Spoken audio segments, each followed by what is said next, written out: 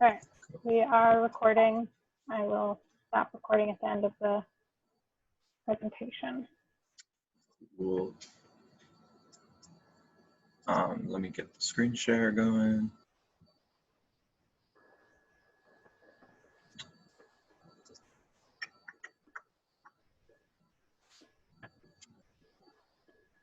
It says host disabled participant screen sharing.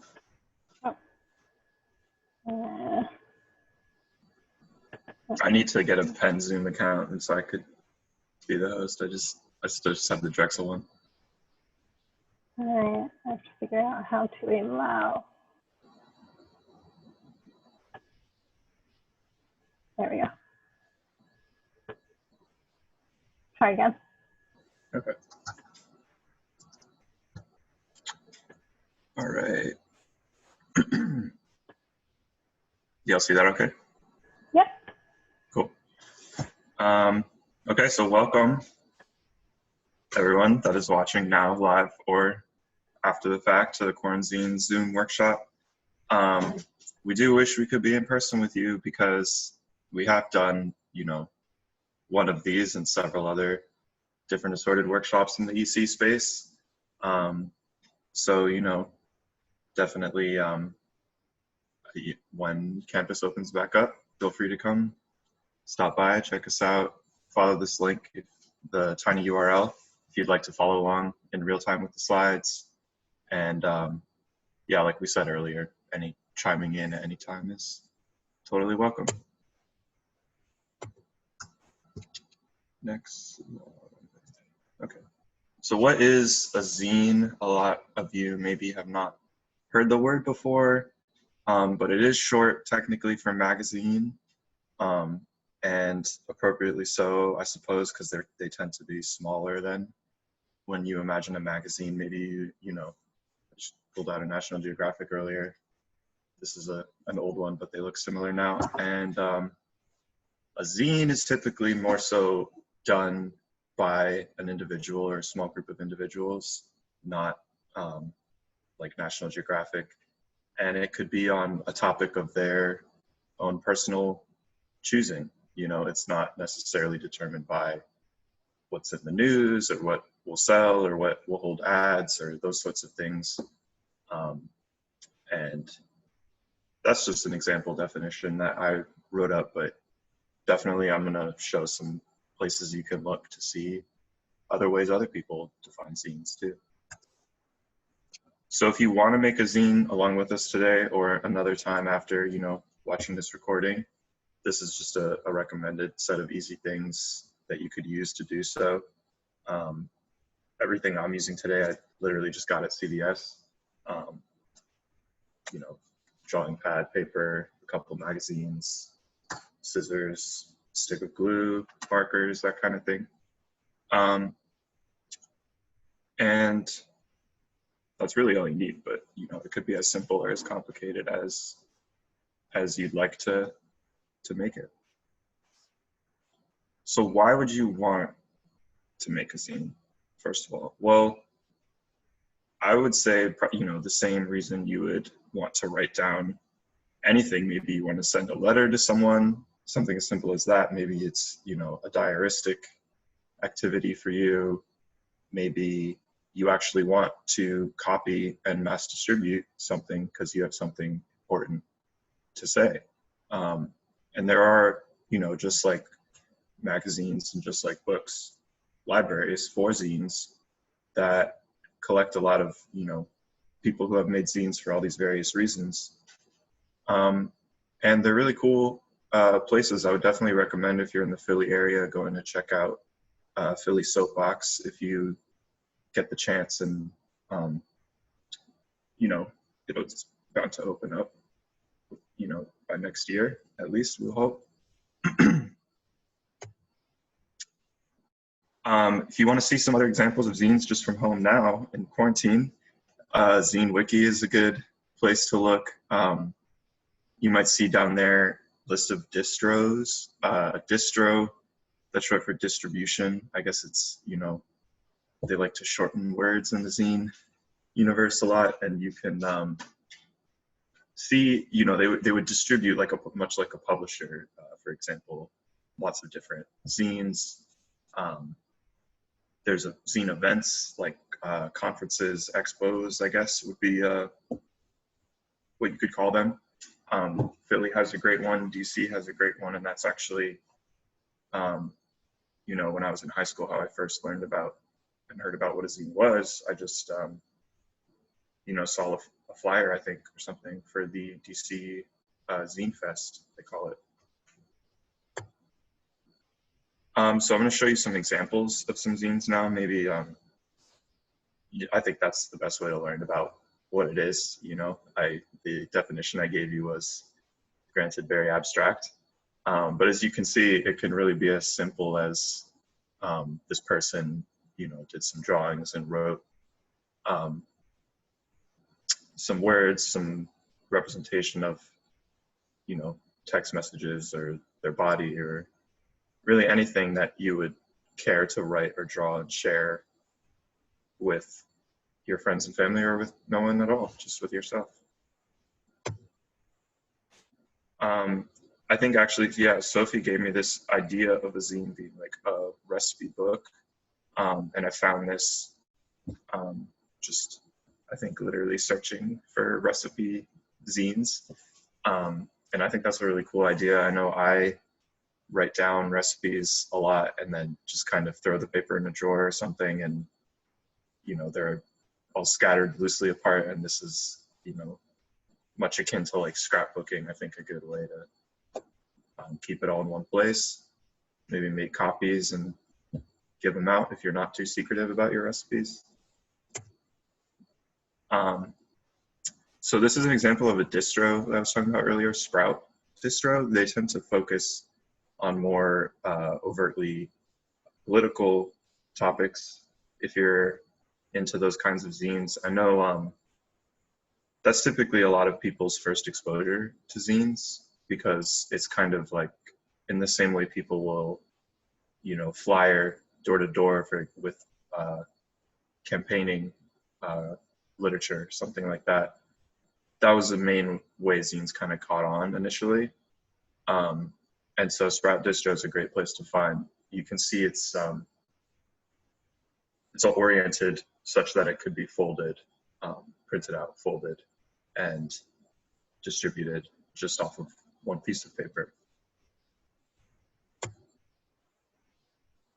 Also, I think it's important to think about how, you know, a lot of the things, the information you see in zines, you might think, oh, I could just find this on Tumblr. I could find this, you know, on Twitter or something like that. Well, you know, obviously not everyone has access to those resources in the same way because of internet connection, electricity, what have you. And so zines can just be a great way, just in the same way a book would be, to except maybe, you know, in a typically more compact, easily digestible, quote unquote, artistic format. You know, zines tend to have more pictures, and that's just a really great way to quickly and easily spread information in an accessible way. So that is a picture of Soapbox that I mentioned earlier. But, you know, I mentioned Soapbox, there's a Barnard Zine Library, but really there's dozens of zine libraries that I know of personally, and I'm sure more. And you can look, if you one of these links, and there will be a link to the slides if you have any links you see in the presentation that you want to check out later. And, you know, that site, you just put in your zip code and you could find some zine libraries near you. This is an example of really interesting zine. I believe it's from London. And oh, I think we're getting some chats, so let me check that. Oops. That's just me in the chat. No. I was just updating people who got here after our first little spiel. Thanks. Yeah, sorry, they just weren't popping up on my screen because I'm screen sharing. Yeah. But So I'll keep an eye on chat, so you can, in case thank you. No problem. So yeah, one of my kind, OOMK. I just found this on, there's a article in ID that was called the 12 Most Radical Zines of the Moment. Came out a couple years ago, and this is one of the zines that they highlighted that has a lot of important information activism. I think it started out more as focusing on a feminist zine, but they also, you know, get intersectional with it. La Liga is a really beautiful one. This one is highlighting, you know, the importance of why people and artists, especially artists of color, need to be demanding better pay for interviews that they give. And so this zine is a good example of, and a lot of other zines, how they can actively see a problem within a larger industry, the magazine industry, and then within their own circle work to correct that and start and change the norm and progress, you know, the art community or whatever community that zine happens to exist in. Within that, you know, there's a lot of punk zines or zines of more immersed in the mainstream art world, so to speak. This is one of those zine fests I was talking about earlier, my first exposure to zines. And those zine fests, I mean, whether you can go to them physically or not, are another great way to find zines, though they, you know, zines were inherently initially a physical format, and it was kind of like a limited release, and if you missed that, you know, you missed it. And that was kind of the allure of it, I guess. Like a lot of zines still kind of preserve that. It's not easy to find them online. But Zine Fest and Zine Fest websites like the DC WordPress one, it can be a good way that they could just, these people do the work of finding and compiling a lot of great zines and giving those artists a space to sell, you know, their art. They have great panels and workshops as well. I believe they've already, you know, planned for a virtual one. So no matter where you are, anyone could check this one out. Philly, I don't believe that they have planned a virtual one for this year yet. I'm not sure if they are. This is a flyer from last year, but I would definitely keep an eye on that page as well, because while it was not necessarily maybe as big as DC's, it's just, what's great about it is it's very regional. You know, you could see a lot of zines from the Pennsylvania, Delaware, New Jersey tri-state area, or at least I did, that I hadn't ever heard of before. So Quaran-Zines, that's a name, that's what this workshop is called. Hava came up with that name, but I believe she saw this hashtag, maybe on, I mean, it's on Instagram, but it's elsewhere as well. And just like any other hobby, it's been popularized under quarantine a lot, zine making. These are actually both examples of the kinds of zines I'm going to show you how to make today.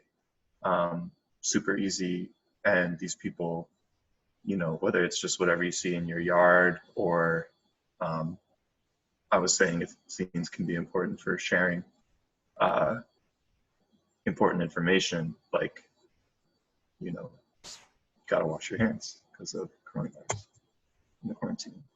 And also, if you've seen that hashtag on Instagram, maybe you're on Instagram and you've seen a lot more swipe through posts like these lately, a lot more usage of social media for the spreading of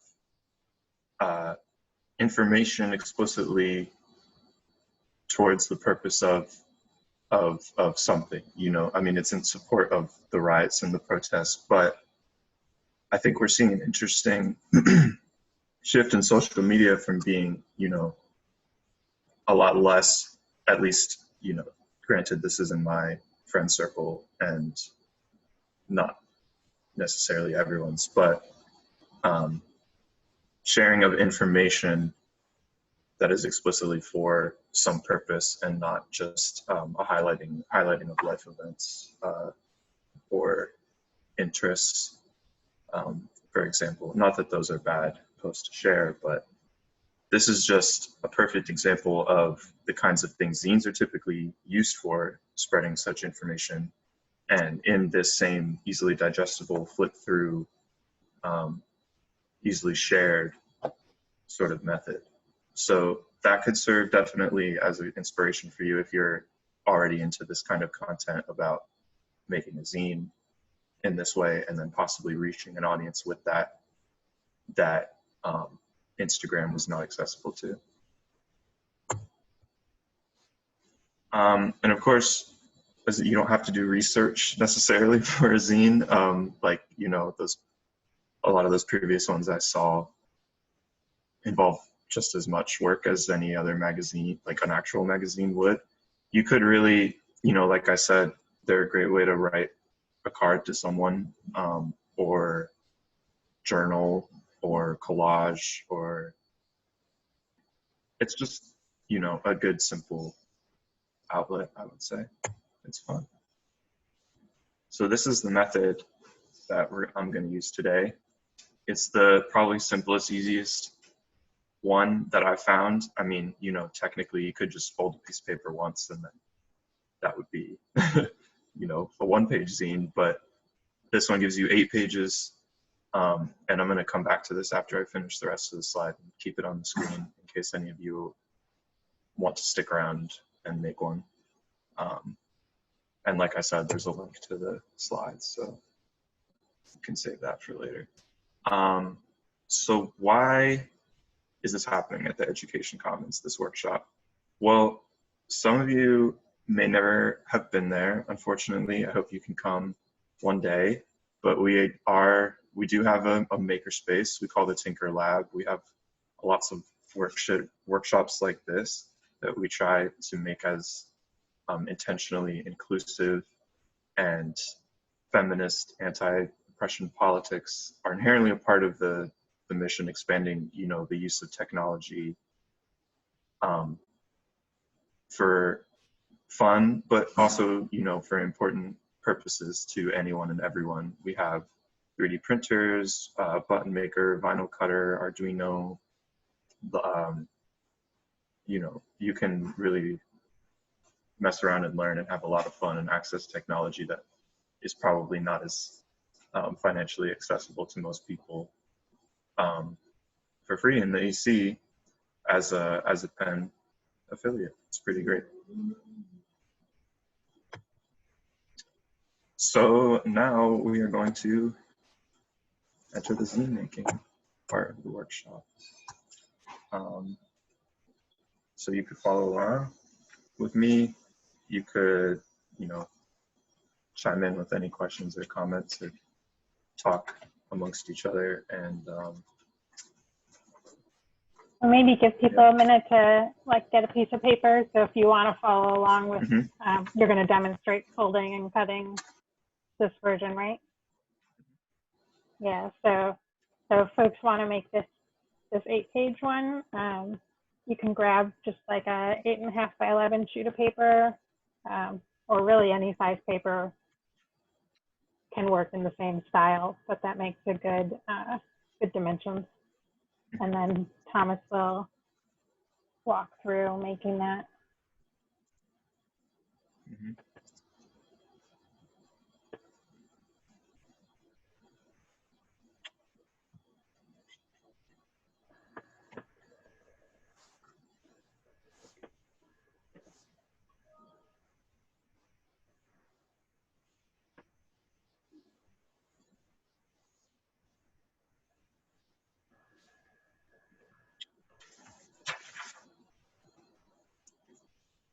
All right, so unless, you know, anyone wants me to wait another minute, maybe you're away from your computer, but I can go ahead and start getting.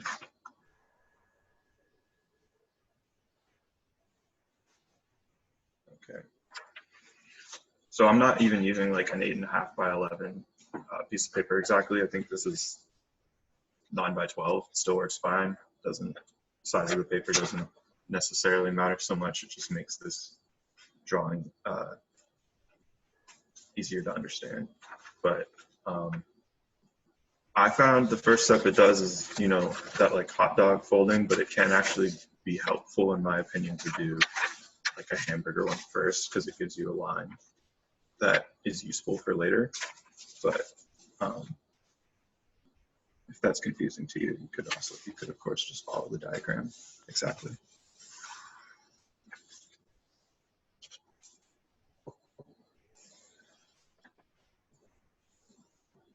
And you will need scissors too, just any kind. So I did that, fold, and then we'll do this one.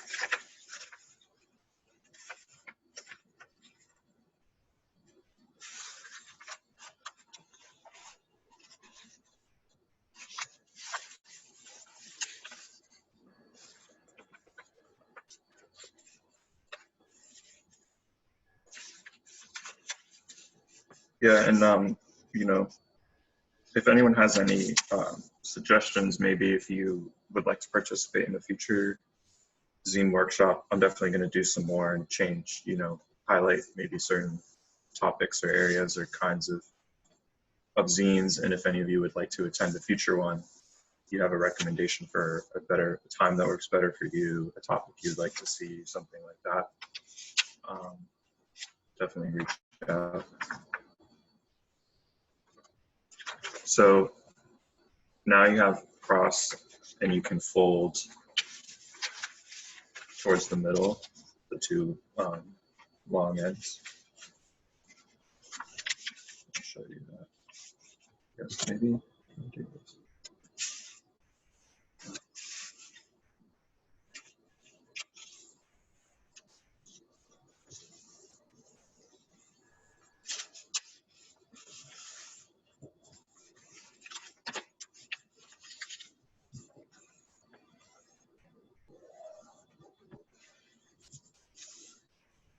And then just fold it all the way up. Unfold it all the way. And then you can kind of tent it up, essentially. Get your scissors.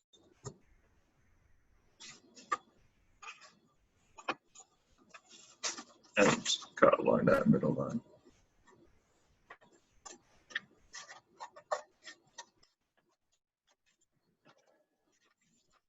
All right, then now at this point, you can kind of just fold those two pieces you just cut apart away from each other, and then together. And you can see the book form.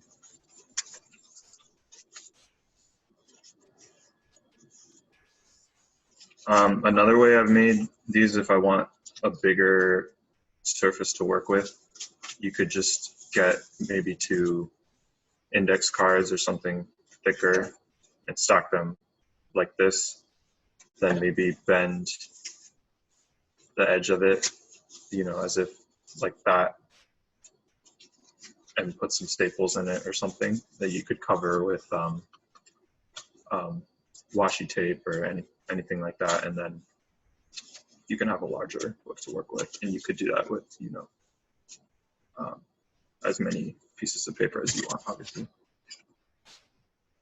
And you can also take use the same folding with a different size paper. So like if you had an 11 by 17 paper, you could get an 8-page zine still, but with larger pages, and the same folding technique works great for that. Mm-hmm. So then, let's say maybe you don't have an idea of what you want the zine to be about yet, you just are making one. What I do, a lot of times I'll just take, you know, like I said, random magazine, same way I would collage, just kind of cut out and paste parts of it that tend to catch my eye.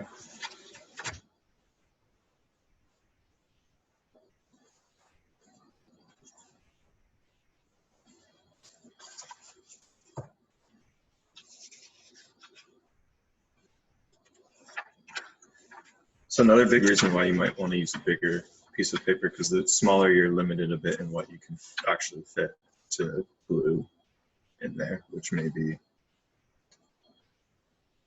you know, a hindrance or inspiration. Does anyone have any questions about just getting started with making the format? Any problems? Need to see it again? Anything like that? No? Okay. I think, is that that's the presentation, and now we're just gonna work? Yeah, I suppose that's the idea. So I guess, you know, it would definitely be a lot more fun if we were all in person, but Yeah. if anyone wants to stick around and you know, maybe you might have questions about, there is a summer workshop series at Penn of lots of very different kinds of things that you could learn if you have questions about that. Or you look around the LibCal link you used for this event. I definitely recommend that.